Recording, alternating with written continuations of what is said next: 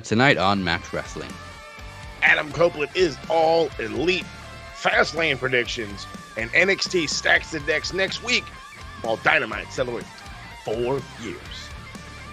It's Thursday. You know what that means. This is your captain speaking. He is El Jefe, Moses Marquez. Welcome to Max Wrestling episode 448.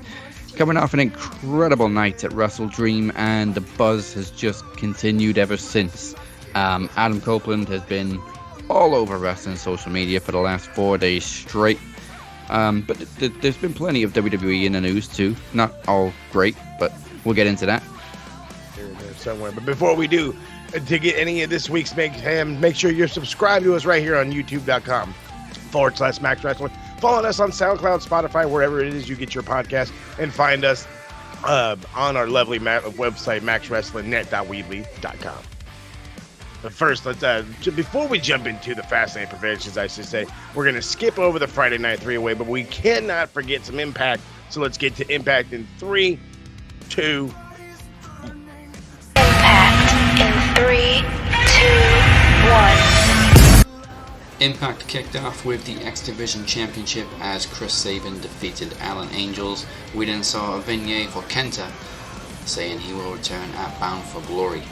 Backstage, Alex Shelley is interviewed and says he respects what Josh Alexander has done, but challenges Josh to step up to the plate at Bound for Glory. Rhino defeated Jack Price. After the match, Steve Macklin runs up and attacks Rhino from behind. Rhino throws a few punches back before tossing Macklin with a belly-to-belly, but Macklin is able to dodge another gore. Backstage, Tasha Steelz and Deonna Purrazzo agree to have each other's backs as Deonna welcomes her back to Impact. Also backstage, Alicia and Eddie Edwards complain about Impact 1000. Kazarian says he will talk to management about ending things properly. The Rascals interrupt Yuya Uemura's farewell and get into a brawl with until Santino makes it an official match, as the Rascals then defeat Joe Hendry and Yuya.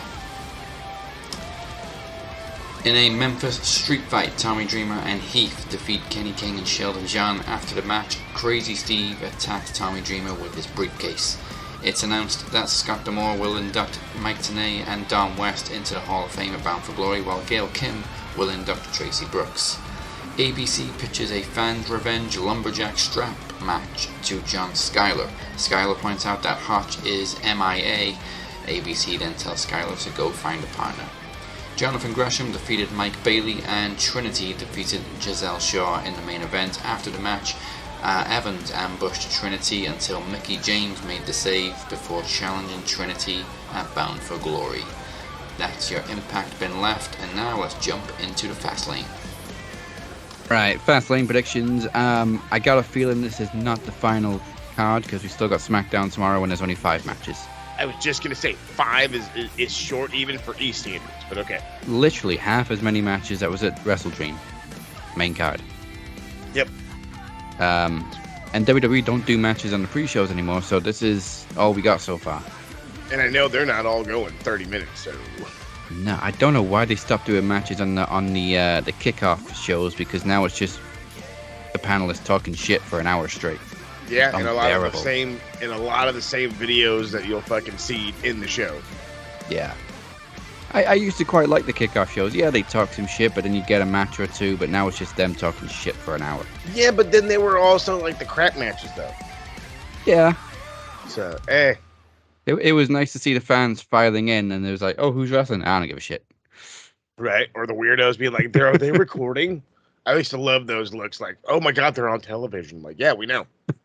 It's fucking, you're at a pay-per-view, bud. Or PLE. You get Truth or somebody just running in. Yes, bro. God, I love Truth.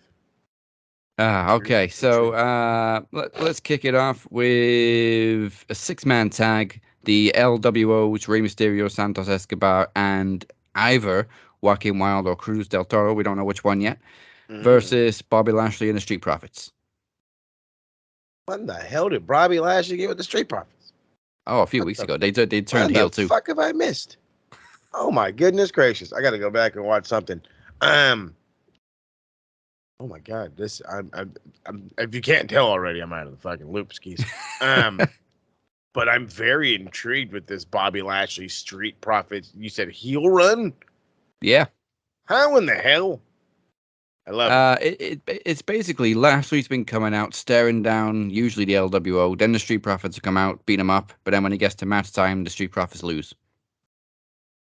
But I'm sensing a possible turn from Santos on Ray, and also Street Profits need a win, so I'm going for the Street Profits. I'm gonna line up with you on this one. You're telling me Bobby Lashley is gonna lose. I mean, I'm gonna say it like Kevin Nash would in the '90s. You're gonna tell me Bobby Lashley is gonna lose to a bunch of Mexicans? I don't think so. No, in all serious and all jokes. I just think that this shit, like, again, this is from the outside perspective now. Understand that part. And for anybody listening, that already sounds intriguing as fuck. To see Bobby Lashley, he's been a great heel in the E, by the way, who was for fucking his entire run, mind you, even back before when he was in the head shaving business. But then to have the fucking Street Profits go heel and work with him, I like it. Yeah, you're gonna make them lose a bunch, but then hell, it's PLE, so it's time for them to get a dub. Yeah, that's what you do. I like it. And it's Lashley's first time actually wrestling since I don't know how long. Oh, then hell yeah, it's definitely a dub. He's pretty much become his own mouthpiece. He's the leader of the group, and he's also just the dude in the suit while the henchmen do the dirty work. You know, I don't hate I don't hate that because he did it all in Impact. Yeah. Like, people don't remember, and if let me stop myself. They downplay what he did in Impact.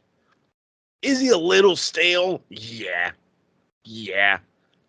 But guess what? That's like 88% of the fucking E, bud. Yeah. You know what I mean? It's something that just happens. So he's not the greatest talker in the world. But he is a total package. He's a whole thing. Speaking of stale, Charlotte Flair's in a championship match. Son of a bitch. Io Sky defending the WWE Women's Championship against Asuka and Charlotte Flair in a triple threat match. I'd love to see Io continue and go on a good run, but I smell a title change. I do too, but I mean, like, what a setup.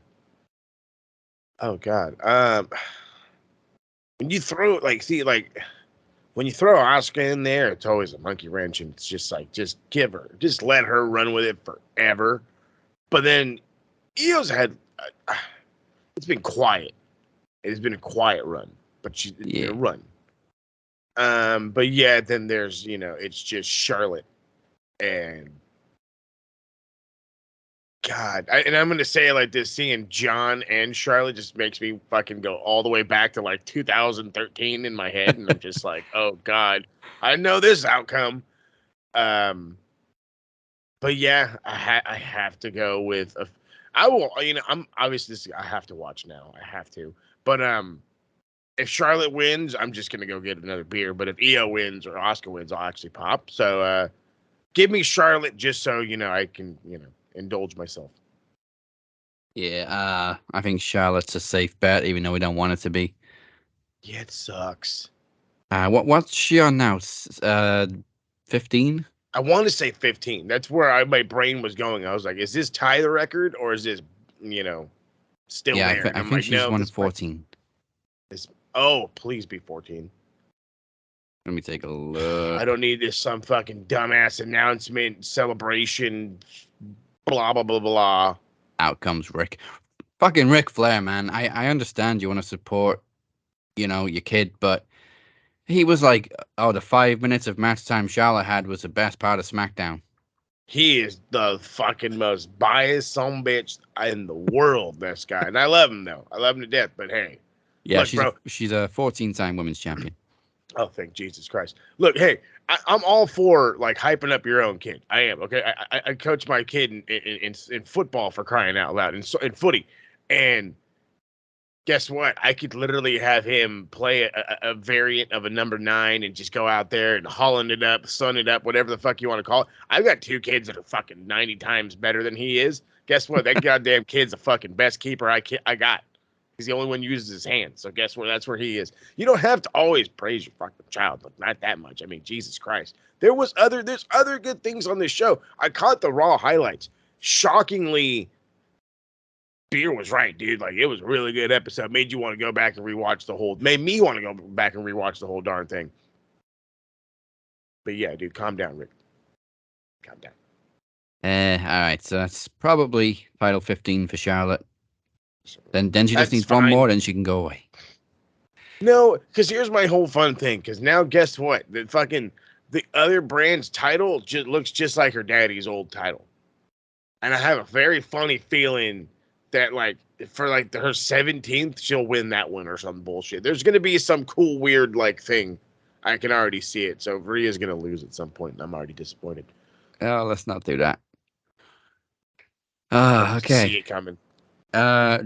Dream Team, John Cena and LA Knight taking on the Fucking Bloodline. hey. Jimmy Uso and Solo Sikoa. I thought Jimmy wasn't officially back in the Bloodline yet, but there we go. Sure, Anyway. why not? Semantics. They said it's an Uso, goddammit. He and Solo are not quite a cohesive unit. There's a little bit of tension between them. Jimmy's like happy-go-lucky right now, and Solo's just like straight-faced killer look. And it's great. Works for him. Works perfectly for him. But yeah, there's an animosity for sure.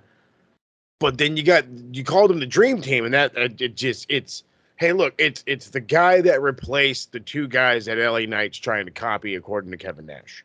So it works perfectly. Okay, there you go, Kevin. I helped you out one time. But I mean, come on, this fucking you're telling me, bro, if I had this team fucking 12 years ago, 14 years ago, that you wouldn't pop at them, I'd pop my fucking nalgas off. These guys are awesome looking. They look like the stereotypical fucking Vince McMahon tag team, by the way, too.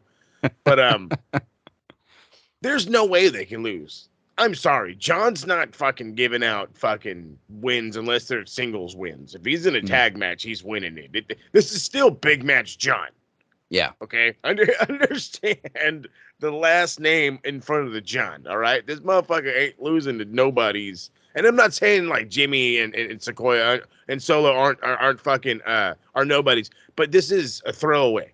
This is, oh, hey, it's on there. Hey, whatever. We're if this was a one-on-one, yeah, probably, again, Cena's probably going down.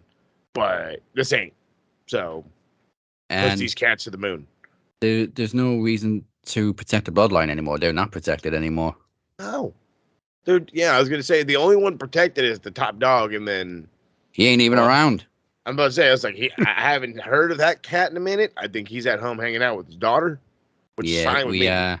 We just passed 100 days without a title defense. Jesus Christ. And I think it's 100 days without a fucking appearance. He's definitely had at least 4 weeks off. See, now... No, wait, we worked it out last week. I think it was 8 weeks. You're cheating the system, bruv. Cheating the system. You're doing it worse than Brock did. Let me just go with that one. You're doing it worse than Brock did. The big comparison that came out, I think it was this week, that he is now overtaken The Rock and Austin combined of their 16 reigns as champion. But how often were they there? Every fucking week. Every fucking week. Every single week. They were out talking shit, doing something. They actually wrestled pretty much almost every week on Raw and SmackDown too. Yeah, don't forget that part. Even if it was shit matches in the middle or the main event. We had matches like Triple H and Taker versus Rock and Austin on free TV regularly. And then we'd have like the fucking like the throwaway shits where you'd get like I don't know, I would enjoy it. It's like the Rock and Chris Benoit, or you'd get like the Rock and Jericho when Jericho was coming up. Yeah. Or fucking Stone Cold and son of a bitch. I just fucking had it in my head. Didn't he wrestle? No, I don't think he wrestled Eugene. But like, oh no, he was sheriff around that time. There it is. I'm just throwing all that fun stuff out there. But the fact is look, they were constantly on television. They were constantly doing something. Whether it was fucking shit matches or not shit matches, they were there. They were doing more than just having a conversation. So, what the fuck, Roman? So yeah, that's 2 for Cena and Knight. Yeah. Mm-hmm. All right, where we get next? Oof. Last man standing for the World Heavyweight title, Shinsuke versus Seth. Now, you got to give it to Nakamura this time, right? Right. they've made a big deal out of addressing Seth's very real back issues, and then you go and put him in a last man standing match. Yeah, this guy apparently, if I'm not, didn't he say they said that he's been dealing with back issues since Mania, which was longer for a couple of years, I think. Oh, fucking hell. So, how you're able to bump for as long as you're able to bump and keep fucking going blows my mind. So yeah, you gotta give it a Shinsuke, and the reason is because, like, isn't this his third shot at it? Or at least I'm sure they've had at least one other match prior, right? It's his second match with Seth. I think it's maybe his fourth world title match overall. Yeah. In WWE. Crown. But this, being that it's a last man standing match, this has to end with Shinsuke doing some kind of considerable damage to Seth's back so that he can't stand up. I love it. And then he goes off and gets surgery.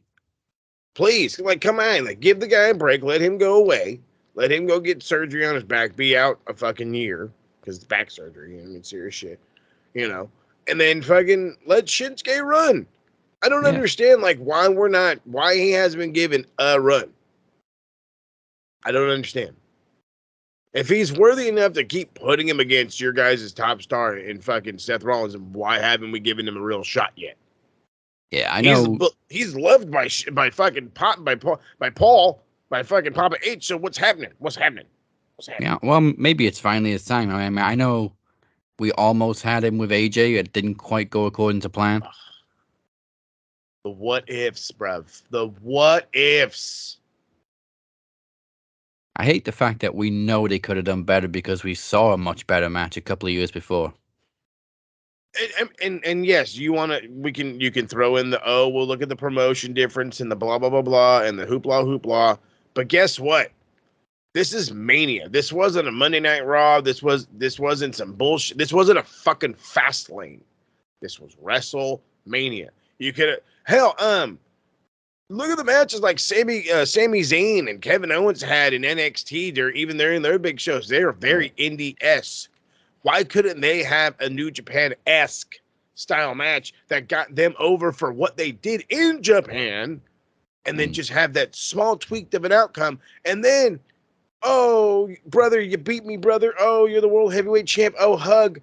Wham, then a fucking low blow. Oh, my God, he turns on AJ. This is the best new heel champ we've had since I don't fucking know whom, but no, it was, oh no, it's not your time. There's not it. So then you turned him heel anyway, and it derailed what a lot of people really loved in his initial run. Yeah, was all that, and you guys fucked it, and you're still trying to get it back. Now's the fucking chance. You may not get another one. You may not get another one. This may be it for Shinsuke, and he's not a young man anymore. No. Maybe that was one of the biggest problems with his feud with AJ, that they both went into it as baby faces. And there was no real animosity, whereas you go back to Wrestle Kingdom, AJ was the heel, Shinsuke was the face, AJ was with Bullet Club. But look at the run Shinsuke's been on now as a top heel against the world champion. This is true. Look like an absolute killer. So now's the time. And they've also been emphasizing the holy fuck out of his mixed martial arts. So, like, come on, Nick. Now's a perfect chance.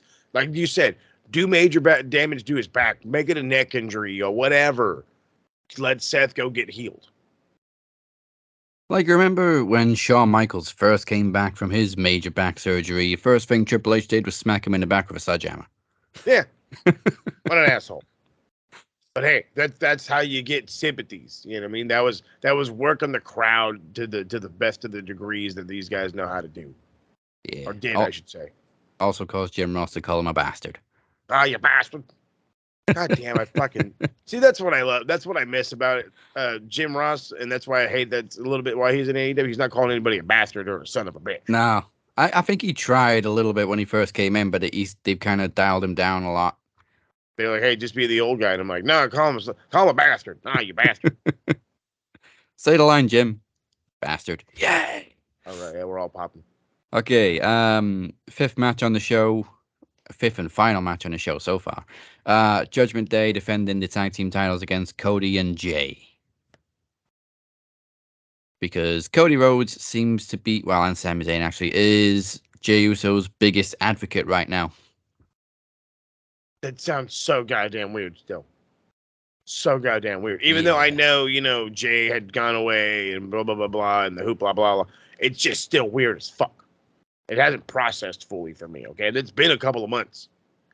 But yeah, they're a throwaway team. No disrespect. Not trying to be an asshole, but it's the truth. They're a fucking throwaway team. The Judgment Day are on absolute goddamn fire. They just need a world title. I hate saying it like that, but it's the fucking truth. They need a world title. So yeah, Judgment Day has to retain. It makes no sense, no fucking sense to give Cody Rhodes and Jey Uso a random. This isn't 1999. No. This isn't 1999 where the likes of fucking when fucking Mankind and Austin first won the tag titles, you're like, what the fuck? That actually happened? And Dude Love.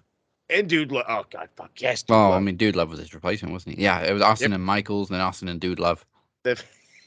I'm watching the Titantron in my head. Don't worry, Austin, baby. I'm going to come and save you. Like, what the fuck? Oh, God. Never have I seen a more confused look on a man's face. No, never in a million years. Oh, God. It was just the fucking best. See, it's good times. Go back to having fun. Yeah, so I kind of sense Jay and Cody are probably going to work well together, and then something's going to happen where one will accidentally hit the other. But I don't see Judgment Day dropping the titles. I'm just going with the numbers. But yeah, no, they can't. They're too fucking good right now. Also, I don't see them breaking up anytime soon either, because Dom just won the North American title back. Mm-hmm. And I've seen reports this week that there's no immediate plans for Damian Priest to cash in. And why would there be? There's nothing worth it right now. If anything, I don't, because I would say maybe you can have something cool where he'll go against Shinsuke maybe in a next month or so, and you can have Finn feeding him shit I used to work with this guy in Japan. You can play it up some kind of cool way if they are smart enough to do that, which I don't think they are. But heaven forbid I threw that idea out there for him. But I just don't. He's not beating Roman, and to see him. Let's really think about it for a minute. To see him as world champ with Finn Balor right next to him is gonna be weird as fuck. So in reality, he should probably he's gonna have to leave. The group's gonna have to break up in order for him to cash in successfully. Yeah, unless there's a cop out and he cashes in on a lower card title. Yeah, that's true. I keep forgetting that part. I just don't. I'm at the point of if you're going to do that, you might as well have either a second Money in the Bank or get rid of Money in the Bank. Yeah. It's if we're gonna start going for the U.S. and IC fucking title on a regular basis, the NXT. Who else did it for? Did anybody do it for an NXT belt? Charlotte.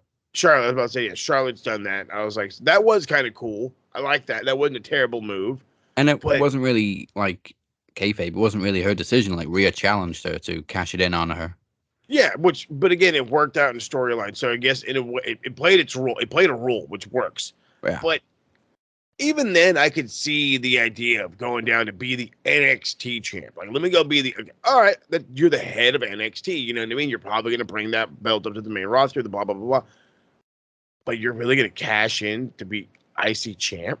You're going to cash in? That just sounds bad. Yeah, it sounds bad. Obviously, the US and the IC are still prestigious titles, but let's call it what it is. It's a demotion. It is absolutely a demotion. Got an opportunity to go after any championship you want at any time. Why would you go after a less prestigious title?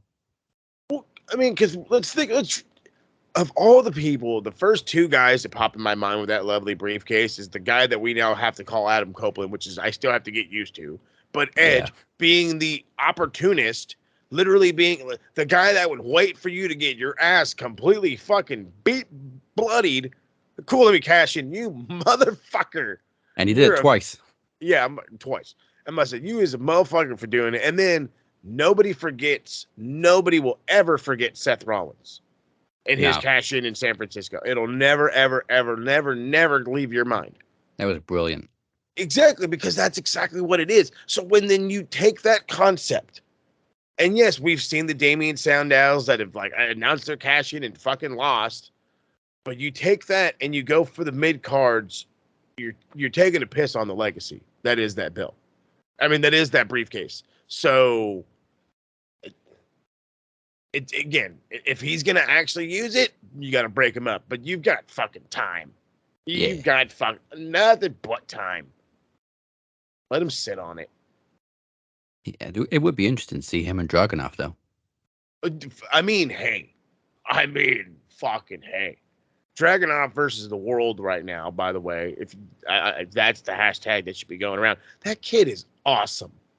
I remember watching fucking Dragunov in like PWG, and I was like, who the fuck is this guy? But he was just awesome. Oh, so glad he won. Good for him. Gotta be honest, NXT are making some waves. Well, I mean, yeah, they kind of have to.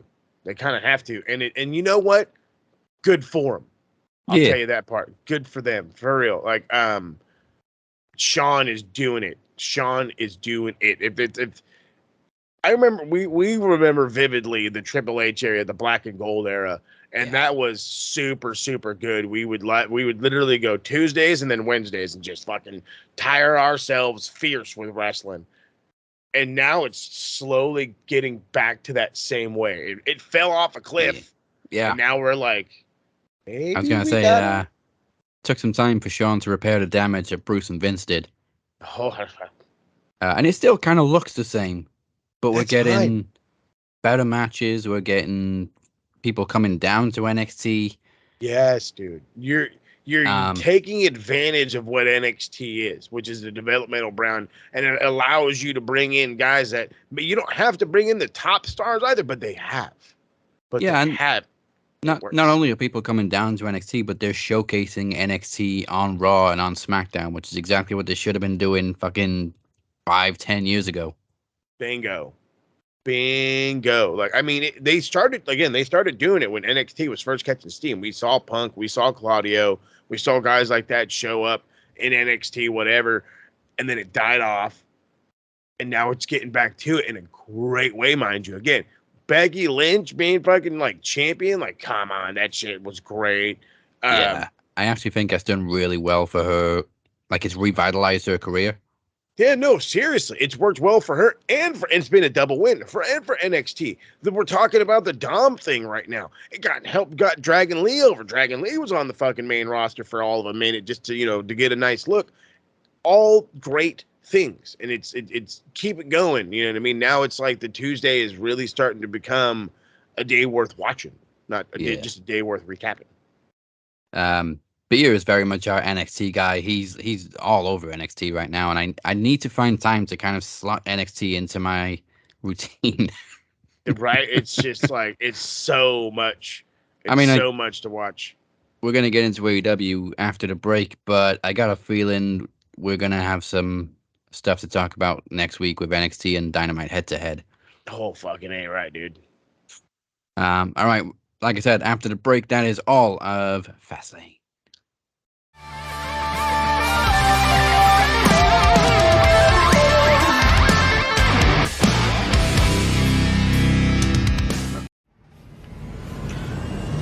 Let's make it short, sweet, to the point. I am your current reigning Max Wrestling World Heavyweight Champion. I am the guy every person should be worried about, whether you are MDO or not. He's already proven twice that he can't be trusted. He used Chris to screw me over. He's not my El Jefe anymore. You're making my decision for me. I'm coming after Chris, and then I'm going after El Jefe. So heed my warning. The MDO stronger than ever. Sure about that? Corey, Moses Marquez, do you not understand what you have done? But here at Max, you gotta earn the belts. And let's just say that maybe, just maybe, we'll use this as a representation of my world championship. You done woke up something that even you can't handle. It's not too late, baby. You're still MDO. I'm gonna run through you like an animal, baby. Everybody is gonna hit the floor. Cause I wanna see you in promo series.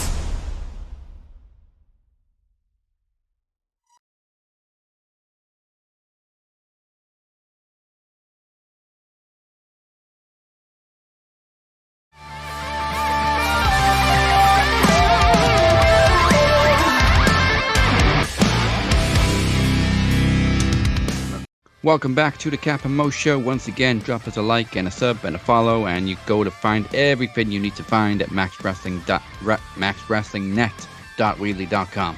We're still fumbling and bumbling, but we're going to keep getting it, I promise you. Still to come, 4 years of Dynamite. All right, WrestleDream was this past Sunday. It was long. It was long. I mean, I think it was long. I watched it the next morning. It was the average AEW. They all feel long to me when we hit 9 o'clock and we're still going. But you know, they're not bad. They don't. It's never a drag to 9 o'clock anymore. It used to drag to 9 because it was like, dude, I've seen so much good shit. I'm so fucking tired. Now they've kind of learned to balance it a tad bit better. So it's worked. It mustn't really have felt long live because I looked at the card and I was like, 10 matches. This is gonna go fucking long.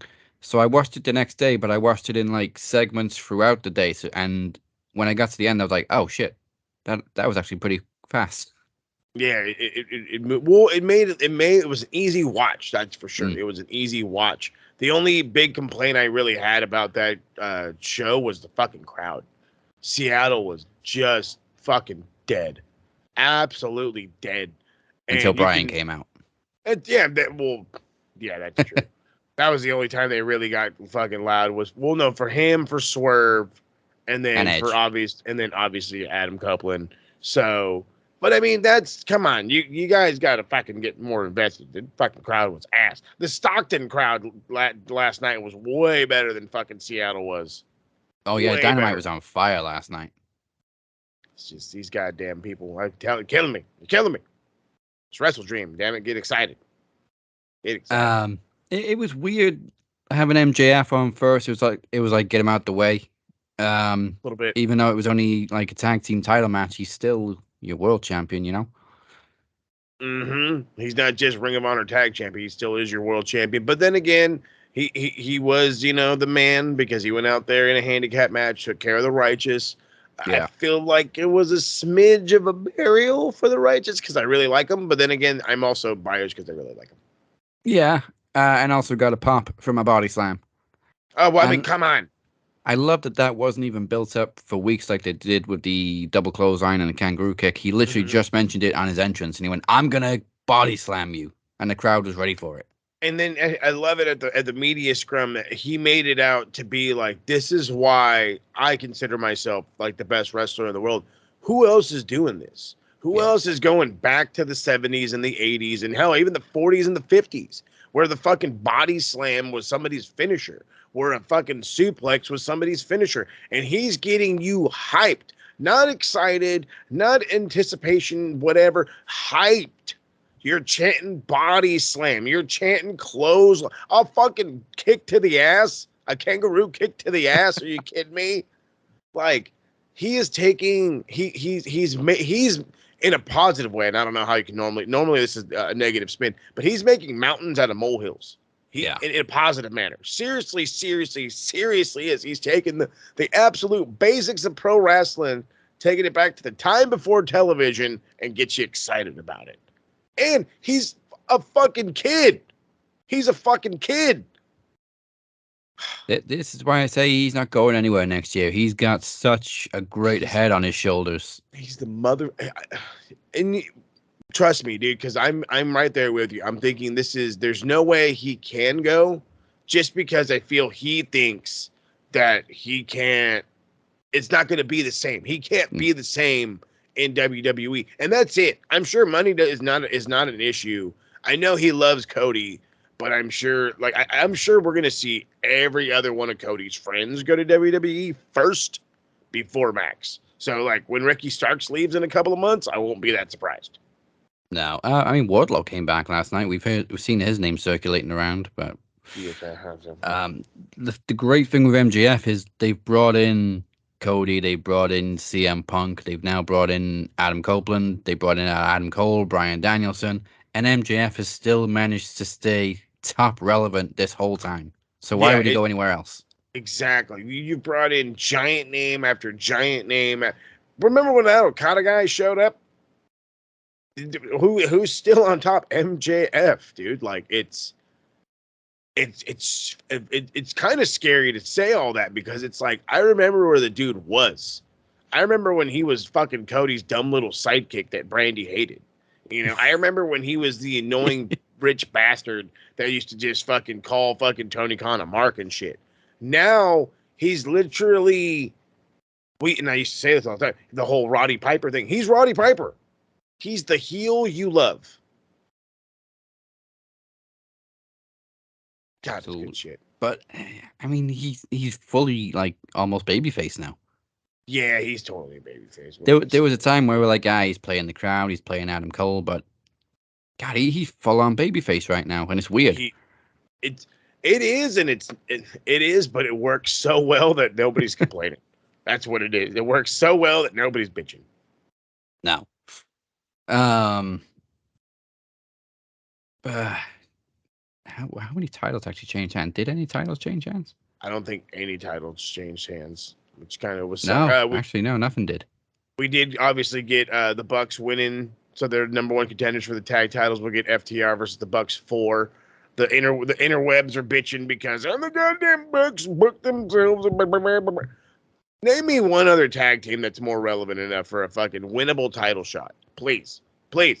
I'll wait too. I'll wait. There's not one.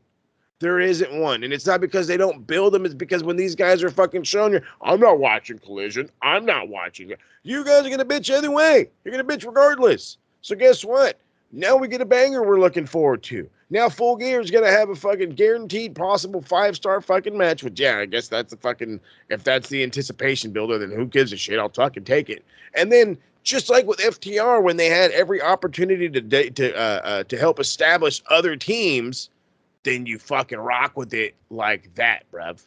The same fucking way. Now it's just going to be with the Elite. Now it's just going to be with the Bucks.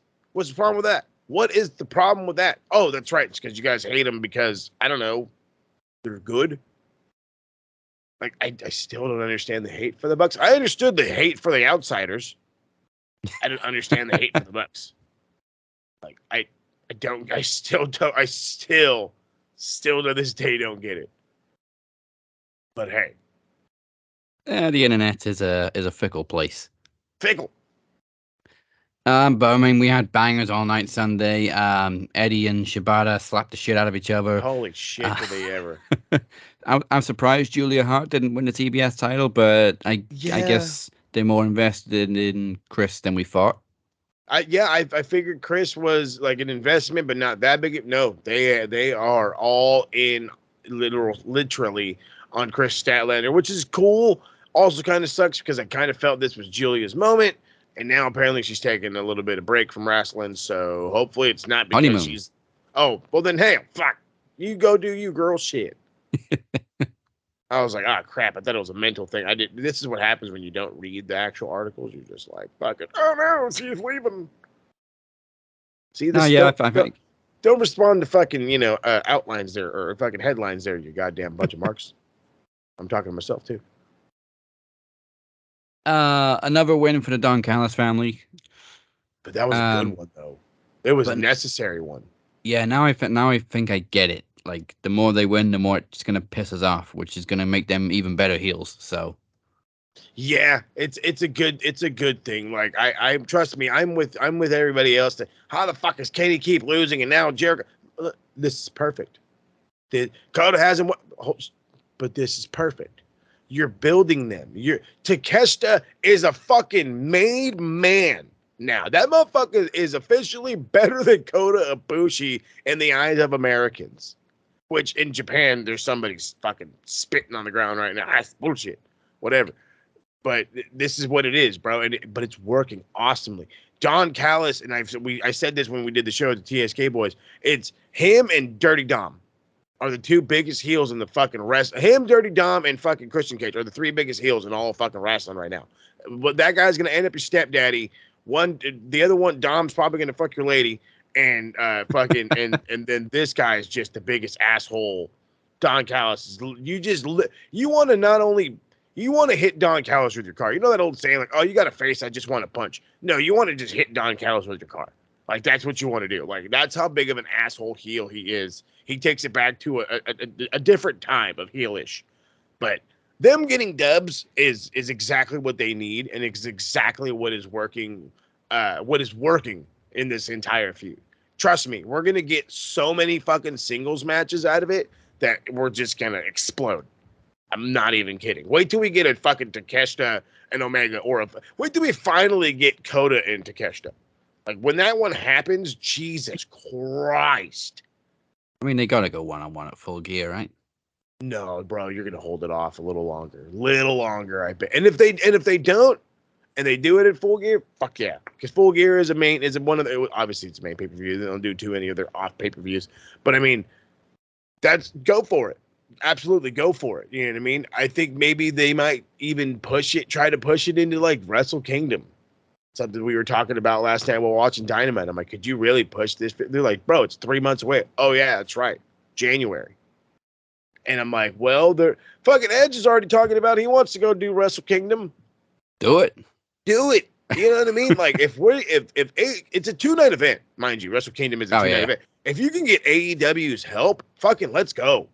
Fucking let's go. You know what I mean? Like they've done it before. They did it with TNA. They've done it with I think they did it with fucking Noah. So this could be fun. I'm not, again, Okada and Edge or Okada and Adam Copeland is not my first idea, but I'm not going to say no. It's a special attraction. I'm not going to say no. I mean, Edge, Adam See? Copeland mentioned quite a few dream matches last night. But let's go through Dynamite quickly before we get into Adam's promo at the end. I mean, he actually was at the start of Dynamite too. That he was, which I kind of loved. Renee opened up the show interviewing Jericho and Omega, the Jer-Omega, if you will. They're right there. The Canadianism, is that what he said? Oh, yeah. The Canadians or whatever. He just was fucking loving up the Canadian-ish, all the maple syrup and just leaves falling everywhere, as he said, which was, I popped. Obviously, he knows Chris. Obviously, he knows Renee. He met Kenny for the first time, and I thought there was going to be some animosity. No, he's loving it. Kenny's loving it. I fucking love this. I love wrestling. Kenny said he was on the edge of his seat. On the he said it. He said the thing, which is great. I mean, we were making jokes at it of like, oh, here's Ledge, or here's Sledge, and it's just like, really, we're gonna no. It's Border. Adam Copeland. There you go, Border. I didn't even think of that. That's the best one yet, Border. Oh my goodness. Ray Phoenix for a dude who's got a fucked up back. Him and Nick Jackson again, 4 years later, absolute banger. But Ray Phoenix walks away still the international champion. He'll go against Jon Moxley on Title Tuesday. I think that one's got the writing on the walls. So the whole thing with the fucking goddamn TBS, bro. So TBS fucked us last week, and I gave AEW the shit for it. TBS fucks them again this week, and they were almost going to get the shit again. But they end up doing this segment. Originally, you can't hear the sound. So they announced that they're going to do an overrun. They're going to replay it in this segment. Some people are like, whatever. I thought it was fucking gold. So it's Adam Cole who's on this, who's got fucking crutches, got a fucking busted ankle, shows up at Roddy's house, and of course Roddy's yelling from the doorway like a fucking jerk off. And he comes inside, come on, I got you a present. And it's this fucking one of these like pushable scooters so you can have your leg up. And they're fucking doing a Mario Kart race around the house or whatever the hell. The Kingdom looked like the sourest sons of bitches. Matt Taven looked like you literally fucking stole the candy right from his face and ate it. Like that's how pissed off of a kid he looked like. And then he's like, so wait a minute, what did you bring me here? Oh, I need you to move furniture. He's like, dude, I gotta have ankle surgery. Why can't the Kingdom do it? I like your eye for interior design. I fucking died. And he's one-armed Adam Cole's moving furniture, just doing the thing while fucking the Kingdom are fucking sitting there. It's nothing. Oh my God. And then he's all like, hey, I gotta go. I gotta have ankle surgery, which then made me stop and say, wait a minute. You've been hurt for like 2 weeks. What do you mean you're just now getting ankle surgery? What kind of shit is that? But now that was a great little segment. Yes, they fucked the sound up. But I'm At least glad they owned got up to it and we played it. Yeah, fuck, seriously. Wardlow is back. He murdered Griff Garrison. Look, you guys did this 4 years ago. I yelled, oh my God, that's me. Because him and I got the same fucking haircut. I swear to God, I swear to God. Like when there's not fucking shit in my hair, we had the same fucking haircut. And I was like, oh, there I am. Look at me kicking ass. But look, dude, what are you guys really going to do? What do we, if you want a Goldberg, you need to fucking go with it. Stop half throttling it. Stop changing it into fucking, stop dropping back into second gear, dude. Fucking rip that bitch into 5 and get going. Get going. You have to go full fucking bore with this. Otherwise, you're done. You're absolutely done. Does he look like a brick shit house? Abso-fucking-lutely. Does he look like he could fucking tear the world apart with his bare hands? Abso-fucking-lutely. But guess what he did in this match that absolutely pissed me the fuck off? He got blown up. He got blown up doing his own fucking move, being a powerbomb, which guess what? Griff Garrison's not a small goddamn guy. Which I understand that. You want to go in there and squash a bunch of cats? Go in there and squash cats. For real. They don't have to be little dudes either. I'm telling Wardlow, get in better fucking shape. That's where I'm at right now. Get in better fucking. They're giving you the keys to the fucking Ferrari and you can't shift it. That's what I'm seeing right now is you can't shift it. You have this gift, this appeal, this physique, this everything behind you. Look at Hobbs. Look how bigger Hobbs has gone. Look what Hobbs has tried to do. Wardlow has yet to progress. He's yet to progress. And until he can get a little better cardio, yeah, it's his first match, yeah, it's blah, blah, blah. I don't give a fuck. You want to walk around like a brick shit house, you better be prepared to be a brick shit house in the ring and have the stamina. It comes with the territory.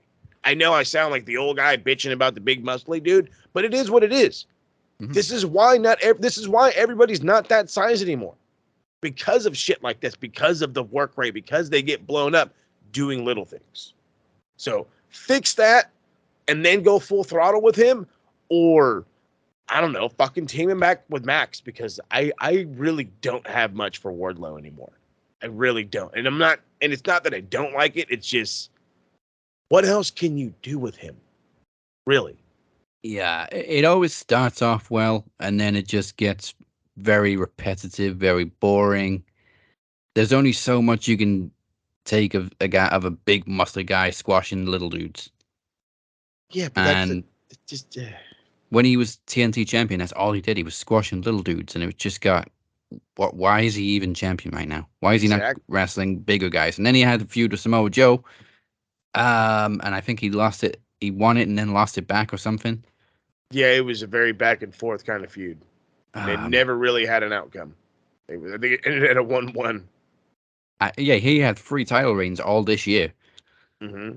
So I hope they do something better with him this time. I did like the presentation of him just bodying Griff and then instantly after the match leaving through the crowd.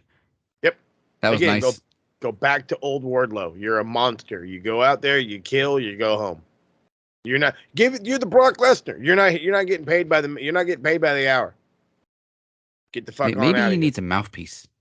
He does need a mouthpiece. He absolutely does. But again, fix your fucking cardio first, please. That was the very first thing I noticed. I'm like, on the third powerbomb, he went from wrenching Griff Garrison to, oh, you're fucking kidding me. Like, I'm like, dude, I get it, bro. Griff Garrison's probably a good, easy fucking 6'1", 220. No problem. Which isn't easy to pick up. But then take your fucking time. Make your power bombs more powerful at the end rather than this fucking fast jerk up. Trust me, that doesn't make the effect. The effect is when you fucking you know what Batista used to do perfectly just to make sell his power bombs more? He would fall backwards. He would half-ass take him up because he put so much power in it, he got off balance.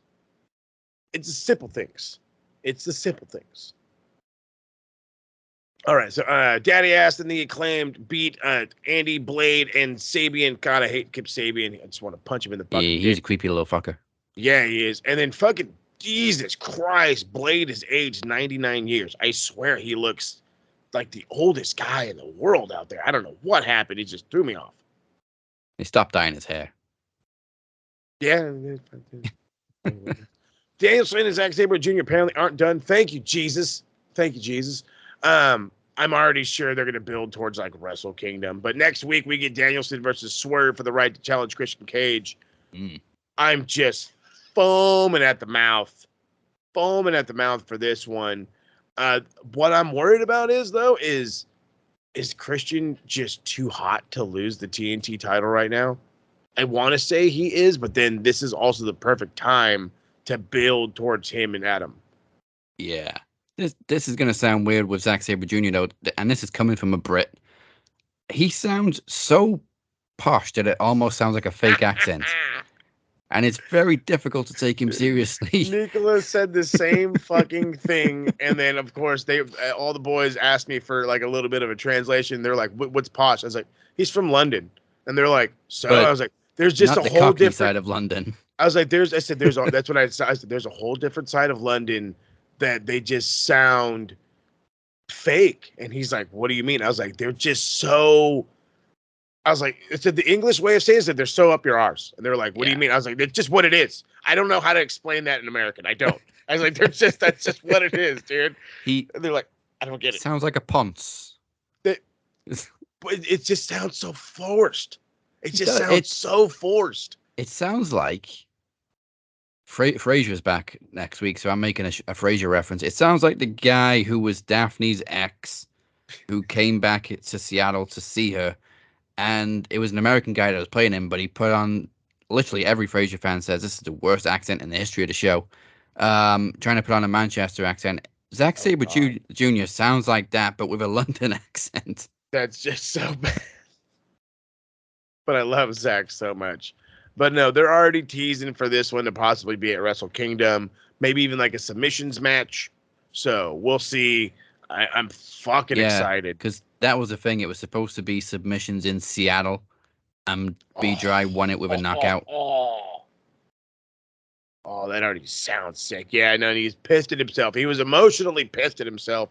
Oh, God, I fucking love Bryan Danielson, dude. I appreciate you, bro. I appreciate you.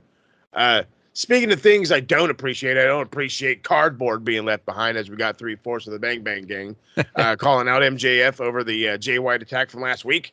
MJF again denies any involvement. Got jumped by Switchblade himself when he walked out with the Triple B and challenged MJF at full fucking gear. Jay White is...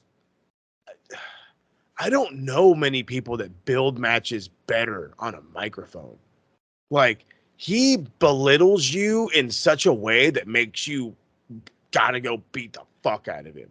Like, he called Max nothing. He was like, you're not qualified to be elite. All this. He ripped him a fucking new one. And the entire time I was drawn like this. Like, you were just in love with everything Jay White said. And it makes you think that this is Jay White's time. Yeah, he was fired up last night. Jesus, it's so fun to watch. I missed it. I've missed this because this Jay White was Jay White running rampant in New Japan. Running fucking rampant. Now they're finally doing it here in AEW. It makes me want the Jay White title change. And maybe we get it. I don't know. It did look good on his shoulder. It does. It does look good on his shoulder. I will have to admit it. Oh, God. I'm so fucking torn. All right. Renee interviews the coolest cats in the room, Orange Cassidy and Hook, who both agreed that in front of Renee that Orange should be getting a rematch for the international title, not Mox, because, Mox was champion for 3 weeks. I was 11 months. But hey. Or whatever. I love this segment. He's just, whatever. Renee sold this segment because they're both shit-talking about Mox, and she's just like, just going to pretend I'm not married to him. Right? I'm just going to ignore the fact he's my husband. Oh, it was the greatest, most awkward situation she's ever been in her whole life, but it's fantastic. like I said, dude, Phoenix is dealing with a back injury. I really much think he'll probably lose next week, and then we'll get a rematch between these cats at the pay-per-view, which could just be the banger of bangers. Jesus Christ, fucking, it's looking like to be the greatest show ever. So we get the Jero Omega against I guess it was like one half of Ozzy Open and the fucking who else did he into Takeshita. They got the win. The greatest part about this, of course, obviously, was Don Callis. He's on commentary and he's praising the fuck out of Kyle Fletcher. And then the next minute, when the second he loses, this kid screwed me. I fucking died. But then, of course, they ended up getting jumped. Powerhouse Hobbs reveals himself to be a part of the Don Callis family, which awesome, fucking awesome. Good for him. He's a main event. This is a main event stable. He needs this. Good for him. After a absolute vicious, maybe a little bit too long, of a beat down by Hobbs, Callis, and Takeshita. As Kenny Omega was taped to the ropes, but with fucking lovely duct tape that kept falling off and wouldn't stick. We get a straight headshot with a chair. Don Callis is just a total McDickhead about it, but it was relatively safe. But I assure you, it still stung. Stung bad. I think it was perfectly done by Dom because you could tell that he was doing it as safely as possible, but it still looked pretty vicious. Mm-hmm. Like he did it just the right speed.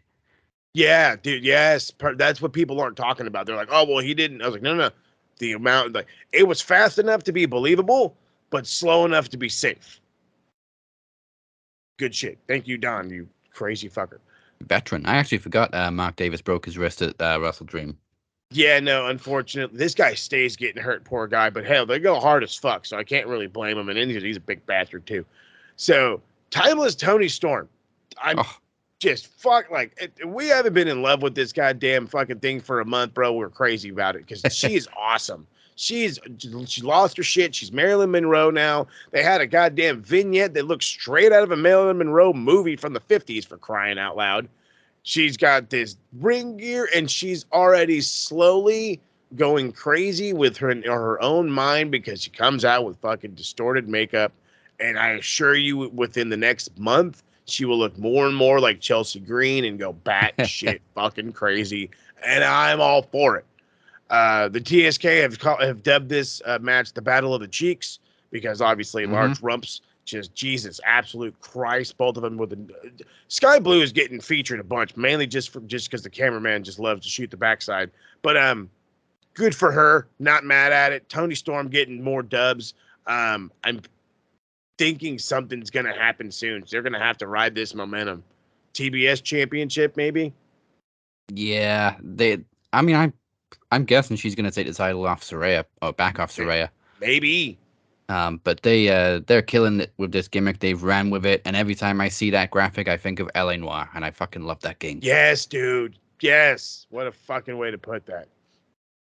And then Adam Copeland comes out to cut his first AEW promo. Talks about Skiva, and he's like, I grew up watching you, WCW, baby. And then he tells him, all right, hit the fucking bricks. And he's like, all right, bye. But I love you, Tony. He's all excited to leave. Like, I've never seen Tony excited to leave after getting kicked out of a ring, but fuck it. He obviously brings up the world title because, hell, it's the opportunist, for crying out loud. It's Adam Copeland. He's going to talk about it. And then he goes down all these first ever matches. Of course, Kenny Omega, list of fucking guys goes on and on and on. Then, of course, he talks about Christian Cage because that's his buddy. My daughter said that he talked it over. He had this whole thing with his family, and his girl said, go with Uncle Jay and have fun. And so that's what he's doing. And then Christian even comes out, and they have this whole reminisce thing. He's like, I was there when you got the stupid Sting haircut and you took a picture of Sting at the barbershop. He's like, you were Sting. I was Lex Luger. And just the reminiscing, just excellent. And he's like, we should be a team together. He's like, we could do this. We can win everything here. And they hug it out. And Christian being just the fucking best. First off, he's stone facing them the whole time because, at the press conference, I have no friends. Luchasaurus is my only friend. It's the greatest line I've ever heard in my life. He's stone facing him. They hug it out and real close with the mic. Go fuck yourself. Pops the dog shit out of fucking Stockton. Walks out like a boss. Fuck your kids. That's what he said. Fuck your kids. Jesus Christ, I love Christian. I've never said that. I've never said that. Oh God, I love I mean, Christian. I was a huge Captain Charisma fan when he first went to TNA. Then he had a little run back in WWE as ECW champion, but this Stale. is absolutely his best singles work ever. This shit is fucking just so goddamn good. Which it him being the dog, like just the dirtiest dog ass heel that he is, makes you want to see Copeland's in first match beat the shit out of him. Yeah. But then I can also see him lose and just get beaten by numbers, and it turns into a thing, and you can just build towards another match where they actually have a one-on-one for real, which I'm sure that's what we'll get. Hell, even Adam, when he first showed up with the thing with Renee, he said, I want to be here for the, for the 6-year anniversary, 10-year anniversary. And I'm like, well, so it sounds like you ain't going back. That's what let's it do sounds like. So please, hang out, dude. Please. I like seeing these big names like fully invested in AEW, like Mox, like Jericho and That's Copeland. it's not that I want to come work here. It's I want to be here. That's what I'm loving about it. So if any of these other guys actually want to show that ethic, if a Dolph Ziggler wants to give me the Dolph Ziggler of the fucking, mid 2010s and be invested in AEW, sign up Dolph Ziggler. Same thing with Ali. Sign them the fuck up. If they want to be invested, bring them in. Not I want a paycheck. I'm invested. And obviously his excuse me, his arrival has just sent E-Drones into absolute meltdown mode. God. But I mean, his debut, first of all, was perfect. It was very, unless you're an Alter Bridge fan, you probably wouldn't notice. He also used a different Alter Bridge song for the car vignette. Was the intro to Cry of Achilles. So Yep. as soon as I heard that, I knew it was him because of wait, that's Alter Bridge. It's not Metalingus, but it's Alter Bridge. It sounded like Alter Bridge at first, but then again, our stream volume sucks somehow. Fuck, Discord pisses me off sometimes. But I was just like, what the fuck? I just noticed the car, and I'm just like, oh, he is kind of a car head. So it's kind of what my first guess was. I don't think I was as surprised as a lot of people that he brought Metalingus with him because obviously it's not WWE's music. They just had usage rights. Yeah. So it was perfect. They kept. Actually, I was expecting Rob Zombie. The old song he had from 2002. Because WWE haven't licensed that for years. I didn't know he used a Rob Zombie song. I gotta look that shit up. He was like, this was like the first like WWE superstar to come out with a really heavy. I think him and Triple H were the first ones to have like a heavy band entrance music. So yeah, he used to come out to Rob Zombie's Never Gonna Stop, and it was just kick ass and hype. So I thought he was coming out with that, but then you hear You Think You Know Him Instead of Me, which is nice. Yeah, nice little twisty. Yeah, WWE don't own the song, but they do own that one sentence. That's okay, because his wife said, "Let me do you some favor one time." That was it. So yeah, for anybody curious, that's Beth Phoenix. Yeah, I would have loved that conversation. Hey, let me do your intro. All right. So we're all going to the E. Whoa, we're all leaving the E. Whoa, wait, whoa, hey, whoa. I'm still on good terms. Yeah, I mean, let's be honest. I'm sure Edge. Adam Copeland left on good terms, but then he didn't really talk shit about WWE, but he did say he feels free now, which is fine because they did hold him back a little bit. But I know, they're gonna take that personally. Oh yeah, and the E-Jones have taken it personally. Oh, he's shitting on WWE. They made him a superstar. There's fucking people crying that he abandoned us. Are you kidding me? That fucking TikTok has gone viral. Of I just don't like AEW. Right, but I don't understand why. I don't that to me is like the team is like the sports fans that burn their jerseys when such and such player leaves. I'm like, bro, I got into fucking English football the summer that Harry Kane left Tottenham, and I've been saying bye ever since and not giving a rat's fucking ass. It's called live in the moment, baby. Live in the moment. Oh my gracious. Tribalists are just the worst. Why are you so supportive of one particular? Like MJF said, was it MJF? Yeah. No, it MJF wasn't said MJF. it. I think it was somebody else on social media who was like, you don't work for them. It was Alex from Alex World. He's a Oh, great okay. TikToker. Said, like, you don't work for them. They don't work for you. You have no, like, attachment to them. Why are you so... It's like... What's the word?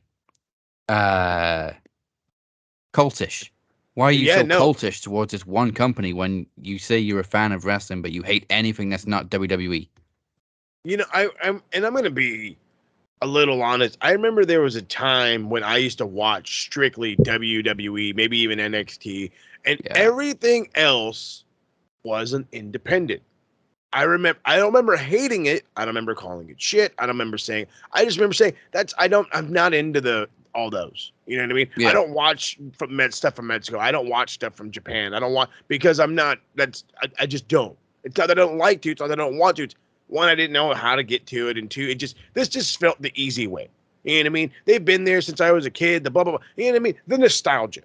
Yeah. But then I remember the day I started watching New Japan and where I am now.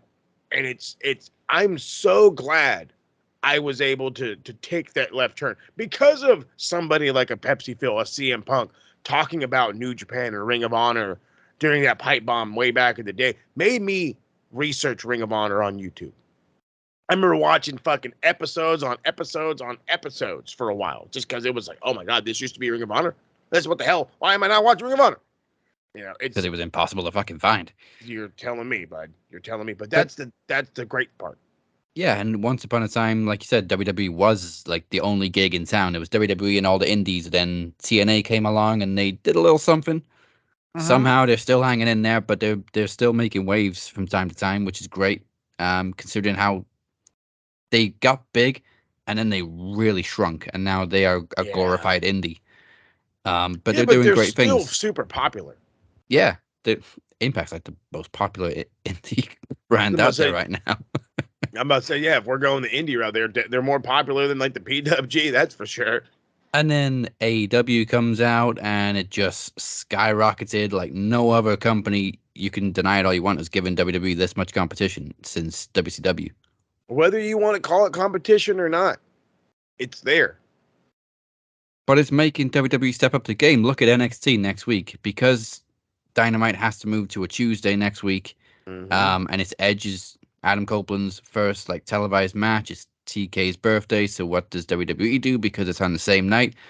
They out of nowhere stack Nowhere. NXT with John Cena, Cody Rhodes, whoever else A-list stars on it. Fucking Undertaker's coming out. I'm just, That's been the meme going around right now. I was like, oh my God, he's here. Look at the dead man's here on NXT. I'm like, yeah, they fucking would. They but like fucking would. Cena's there to be in Carmelo Hayes' corner. Why? No reason. Paul Heyman's going to be in Braun Breaker's corner. Why? No No reason. reason. Cody Rhodes is going to make a huge announcement on the show he's not supposed to be on. Why? No motherfucking reason. Just because it's up against Dynamite. So don't tell me Petty. they don't feel threatened or there's no competition because there's clearly competition. Otherwise, they wouldn't do shit like this. Petty. But at the same time, yeah, it's petty, but it's great for us because which one are you going to watch? You're going to flick between them or you're going to watch one then the other? It's like the old days. And It perfectly put. Perfectly these put. tribalists never would have survived the Monday Night War because you had guys Oh. showing up on different shows regularly. Remember when Rick Rude was on the same show in one night? Right? Like they I was would going to say, be you had pissed. guys ending their contracts on a pre-tape show, and then they'd be on the other show the same night.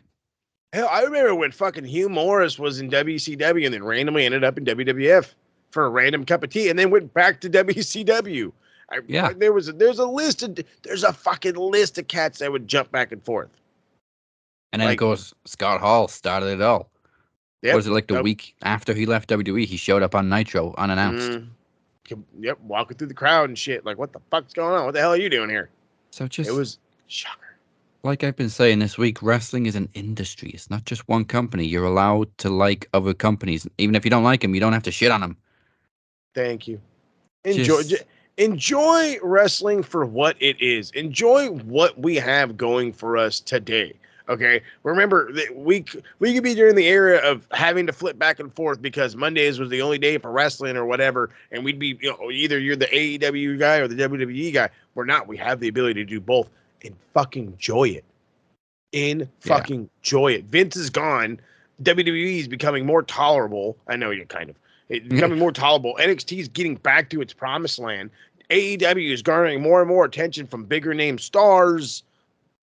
Just enjoy wrestling, bro. Trust me. You're going to have way more fun and a lot less headaches.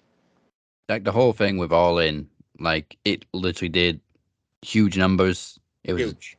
a massive stadium attendance, and tribal WWE fans constantly shit on it. Why can't you just be like, hey, good for them? Good for wrestling. Good for the UK. Yeah, good for wrestling. Good for the UK. Let's see if we can't top it. If you want to make it a competition, if you want to make it a competition, just do that. Just do that. Let's see WWE top it. But hey, for a 4-year company, fuck yeah, dude. Good for you guys. But no, apparently, they all got a fucking, a Vince McMahon chip in the ass or something. I don't fucking know. And if anytime they talk bad, it buzzes them. Yeah. The thing that gets me is they're going to shit on Adam Copeland if he's wrestling guys like Kenny Omega in AEW because it's AEW. But I guarantee if Edge was still in WWE and Kenny Omega came over and they had a match, you'd fucking eat it up. You'd eat it up. Or why is Edge still wrestling Finn Balor? Why is Edge wrestling this? Because I'm so sick and tired of seeing Edge. And that's what it would be. That's what it would be. So, fuck off.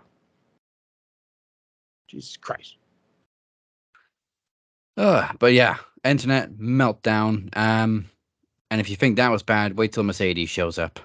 Oh, they're really going to shit the bed. Yeah, Sasha Banks stands are just something else kind of toxic. Shit, they were toxic back in the day. So let's just end it with nobody's betraying anybody. Edge didn't betray WWE. They parted ways and he's gone to work somewhere else. That's it. He left McDonald's and went to Burger King. Relax. Right. Relax. You know what? I think I actually prefer Burger King. I was going to say. Tastes better. It's smoky. It's that smokiness. That's what it is. But in 3 weeks, Chris Reed will get his shot at your Captain's Television Championship on our Halloween special, October 26th. It's TV rules, longest promo wins unless it's 3 minutes over your opponent. But gimmicks are allowed, special effects are allowed, hell, camera cuts are allowed. Let's get spooky. Let's get Halloween. spicy. Yeah, spicy. And after Halloween, our next special event is Promo Series 8, Chaos Theory. On November 23rd, the traditional winner stays on Gauntlet and returns as Daniel Crimmins defends the Knowledge Championship against Ted Pitanero, and the winner goes on to face the captain to see who will remain Knowledge Champion, or maybe become new Knowledge Champion. I didn't get I think I got whitewashed against Kenny Killer last year, but hopefully I can do better this year. We all get whitewashed by Kenny Killer.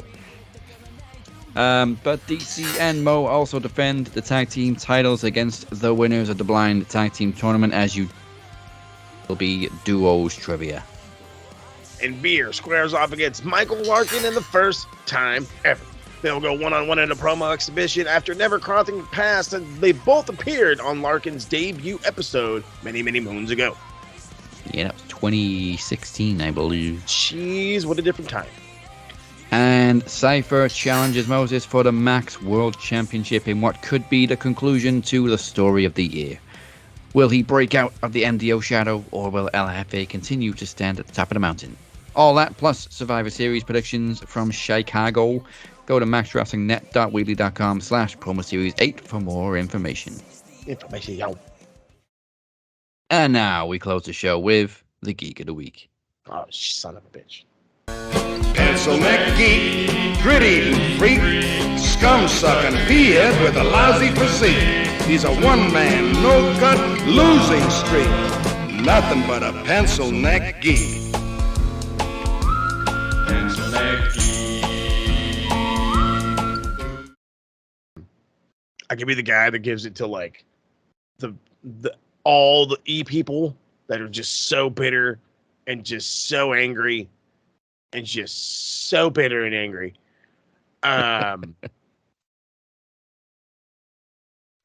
But they've been given spotlight all night. So I'm going to shit on TBS for fucking up a basic television show that for the second week in a row.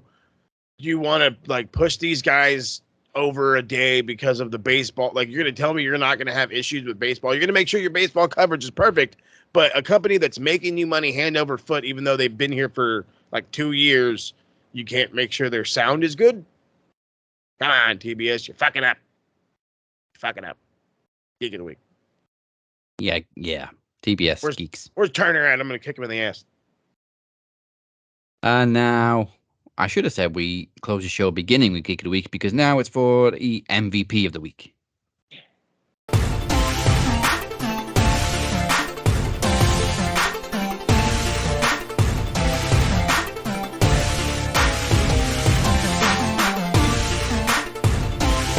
So, first of all, I got 2 runners up for this. Ooh. And they were nominated for little bits. Toni Storm for just owning this gimmick and getting her first official win as Timeless Toni Storm. Good shit. Christian Cage, literally just for the "Go fuck yourself" line, delivered so perfectly. I want Christian Cage to be my stepdaddy too. But given the social media presence and the buzz generated from his debut, I think MVP of the week has to go to Adam Copeland. Oh, yeah. And it's still weird to say his real name, Edge. Hell, he got an Adam chant for fuck's sake, and he's like, I've never heard that one. I like it. It is an interesting one. We'll get used to it, I'm sure. The great thing about it, and why it works so much calling him Adam Copeland, is because he got to keep his nickname at least, because WWE forgot to renew the copyright on Rated R Superstar. So he's the Rated R Superstar, Adam Copeland. Uh-huh. I thought it was funny because when he debuted, obviously his Tron came up and he had these logos and everything, but it didn't say Edge or it didn't say his name. So I was like, what's he going by? Because the commentary are not saying anything, and there's nothing on his Tron, so I don't know what to call him. Is it Edge? And then it's just like Adam Copeland is here. Oh, okay, so it's a real name. Is it? Yep, just gotta use the real name. That's why it didn't say anything on his Tron. Should have called him the Viking. No, I'm just kidding. Don't do that. Or Sexton Hardcastle. Oh, there we go. Now we're talking. Now we're talking. All right, final part of the show. Thank you for joining us. I hope we rocked you harder than Ed rocked the E-Drone's emotions. Oh, Jesus. Before we go anywhere, here's what Moses has for you Pencil Neck Geeks this week on the A to B of Retro Rewind.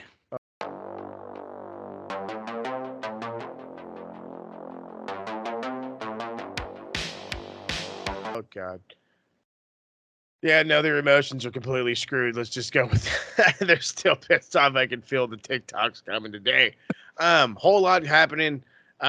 So TSK dropped pretty much an instant reactions. It was supposed to be more of like a review. We were supposed to do a full review. We fumbled it. We may not be able to get another one. We might though, because like the guys are talking about going back and maybe rewatching No Mercy, and then I don't know. We'll figure something out. But they do want to come back with something, so keep your ears out on that one. But make sure to check out the instant reactions. We are going to be working on something a smidge different. Just mainly just random topics, just talking about some random stuff. You know, who could be coming to the E. Who could be going to the E from AEW and vice versa, you know, and how would they fit, kind of a thing. Just kind of playing fantasy booker in a way, you know what I mean? Fantasy manager, even, if you will, for you fantasy footy fans even out there. Speaking of footy, so American Tottenham, Talking Tottenham, like I said, had pretty much been a TikTok staple. What your boy has not realized is international breaks are not something that happens in short spare. They're fucking relatively often.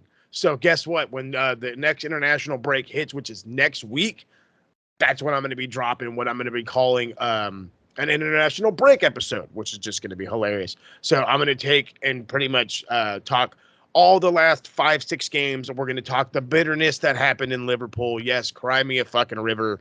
I don't give a shit.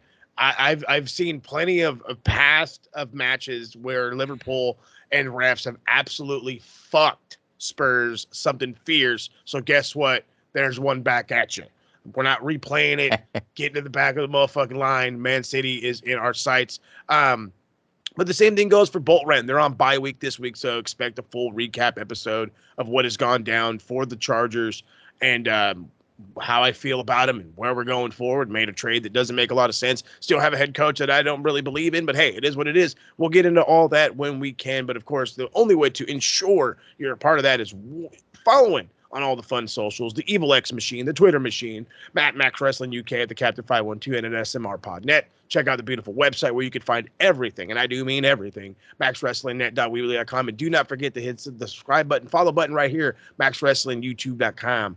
And of course, Facebook, Twitter, Instagram, TikTok, especially TikTok. We're garnering some more. We're getting back on it again. It is a little bit of everything right now. We're still talking AEW. We're still talking WWE. We're talking New Japan. We're talking all things wrestling. We're throwing in some footy with Tottenham. We can talk some overall footy. Come get an American's perspective on that one. We jump into some Chargers talk. If you don't want to hear that, just skip it. But come follow us everywhere you can. Yeah. And with that said, join us next week for no predictions. Thank God. We got a break from pay-per-views before Bound for Glory predictions the following week. Yeah, we don't do Impact very often, but you can't ignore Bound for Glory, especially this year. Let me just take a quick look at the match card so far. We got Will Ospreay versus Mike Bailey. Jesus. Yeah. Chris Sabin defending the X Division title against fucking Kenta. Yeah. Trinity and Mickey James for the Knockouts title. Ooh. Alex Shelley and Josh Alexander for the world title. And of course, there will be a Call Your Shot gauntlet. Come on. This sounds like a hell of a fucking show. In Chicago, no less. Let's go. I love how New Japan is just getting their little fingers into everything lately. Mm-hmm. Good for them. Got Kenta Good for them and good for Impact. Good for wrestling. Yes, that. You know what? I already got a good title picked out, but that would be the title of the show. Good for wrestling. Good for wrestling. You've been watching the Cap and Mo. Goodbye. Mwah, and good night. Bang. There is no sweeter taste than the tears of liberty. Ain't that the truth? Sorry, Chad.